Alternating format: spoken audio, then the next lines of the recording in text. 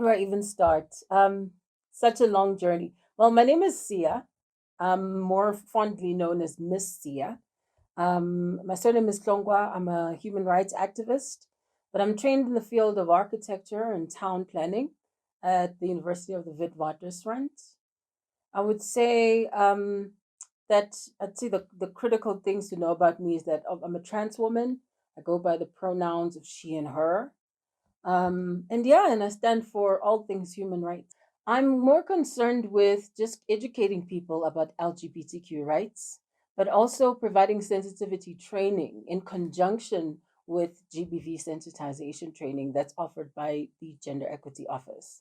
So during our sensitization trainings, for example, we might then start speaking about how there is intersectionality between gender based violence and femicide, as well as discrimination against the LGBTQ, which can be manifest in the form of hate crimes. So I would say that my story began in the humble town of Umlazi in Durban, KZN. And I was raised by my grandmother, a single woman who, raised me and also shaped very much everything that I believe in and very much of my character. I remember several times being sat down by aunts and uncles in family meetings and being told that you are an embarrassment to the family, that we cannot condone this behavior. You will not wear feminine clothes. You will not present yourself as a female and embarrass our family the way you are. And I would say that became sort of the modus operandi going forward, as in I basically got forsaken and kicked out of the family. Hey, Puma! And I really struggled with different forms of abuse and hate that's channeled in my direction. I would say that the first person who afflicted me in that way was my uncle. And my uncle was a relative that I lived with in the house with my grandmother. And he was very abusive.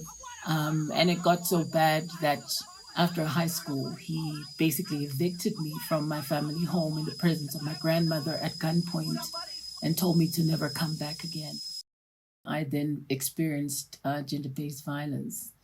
I would say that number one, the person that attacked me basically raped me, and he did that taking advantage of the fact that he owned the space that I was living in at the time, and I didn't know that my transness and my gender identity would be used as a tool against me to suggest that somehow I was not in the mental capacity to make such allegations because I'm seen as unstable.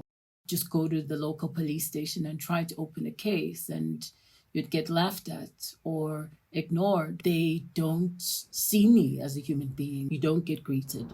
You will be shouted at. You will be preached down to. You will not be received.